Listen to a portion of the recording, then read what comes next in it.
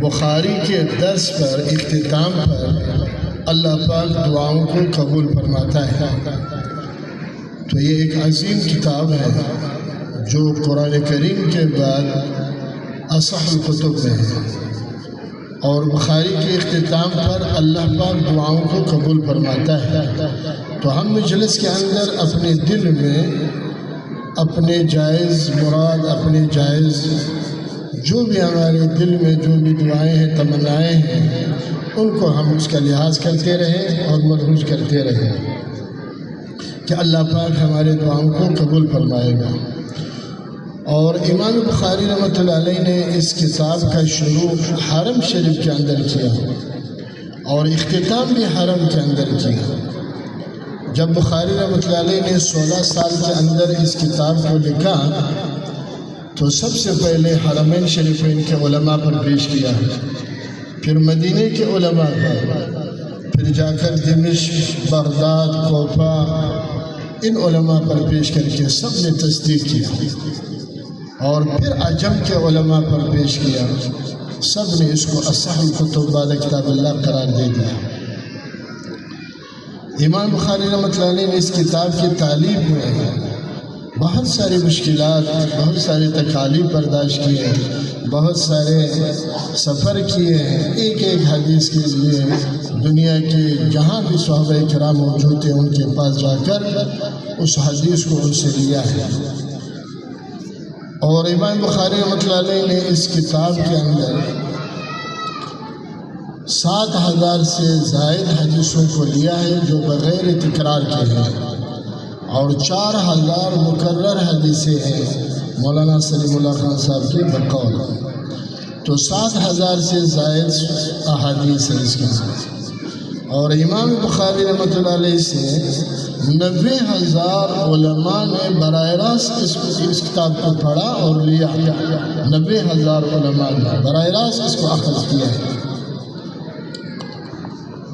تو اس کتاب کے لکھنے سے امام بخاری رحمۃ اللہ علیہ کے علم کا اندازہ ہوتا ہے کہ کتنا بڑا عالم تھا اور کتنا اس کا حدیث پر، قرآن اور حدیث پر کتنا بڑا عبور تھا۔ امام بخاری رحمۃ اللہ علیہ نے اس کتاب کے اندر 73 کتاب کا عنوان ذکر کیا ہے، 73 کتابیں، مثلا کتاب الوحی، کتاب الایمان، کتاب العلم، کتاب الطہارات، کتاب الصلاۃ، اس طرح 73 کتابوں کا انتخاب کیا ہے اور اس کو عنوان بنایا ہے۔ تو یہ صرف ختم بخاری نہیں بلکہ 73 کتابوں کا ختم ہے۔ 73 کتاب اس نے اس کے اندر عنوان بنا کر پیش کی ہے۔ اور آخری باب، آخری کتاب رد ہے علی فرق الباطلہ پر، کتاب توحید ہے، اور اس کے اندر پھر 58 باب ہے۔ ہر باب کے اندر کسی نہ کسی باطل فرقے پر رد ہے۔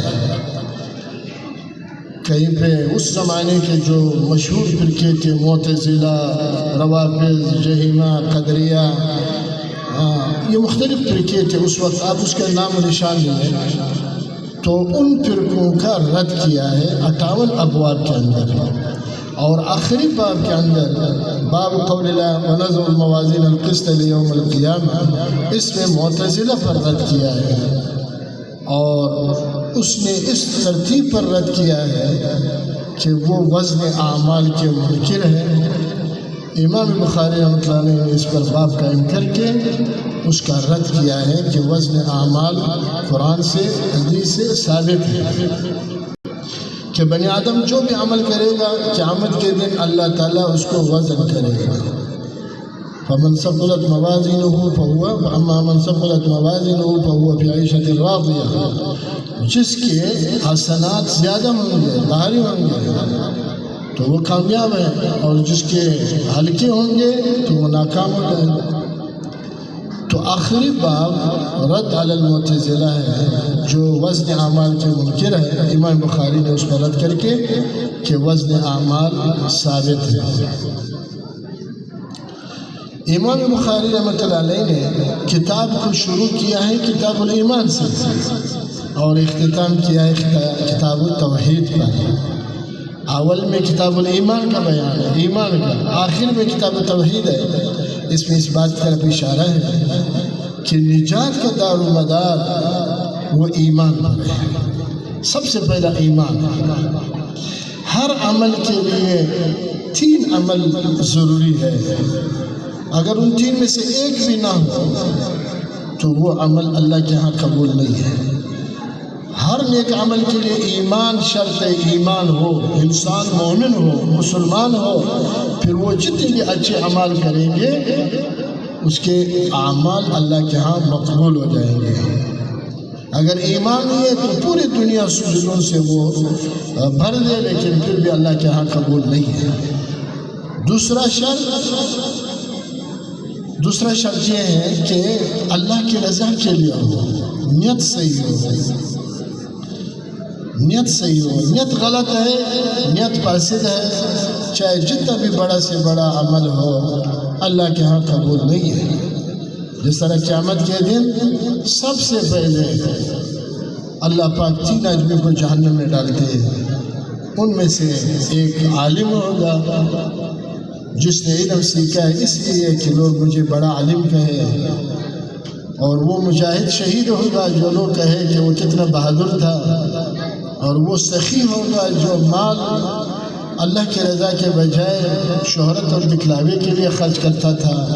تو اللہ پاک فرمائیں گے کہ تمہیں دنیا میں اس کا اجر و بدلہ ملا ہے، ہمارے ہاں اس کا یہاں پر کوئی بدلہ نہیں۔ تو سب سے پہلے یہ 3 کتنے بڑے لوگ ہیں اور کتنا بڑا عمل ہے ہر ایک کا، لیکن جب اللہ کی رضا نہیں ہے تو یہ اللہ کے ہاں قبول نہیں ہے۔ اور حضور صلی اللہ علیہ وسلم کے طریقے حضور کے طریقے کے علاوہ جو بھی طریقہ انتخاب کرتا ہے تو وہ اللہ کے ہاں قبول نہیں ہے۔ تو اسی وجہ سے امام بخاری نے اپنی کتاب کا شروع بھی ایمان سے کیا، اختتام بھی توحید پر کیا، تو بتا دیا کہ نجات کا دار و مدار وہ ایمان پر ہے۔ ایمان ہے تو سارے اعمال ہیں، ایمان نہیں ہے تو کوئی بھی عمل اللہ کے ہاں قبول نہیں ہے۔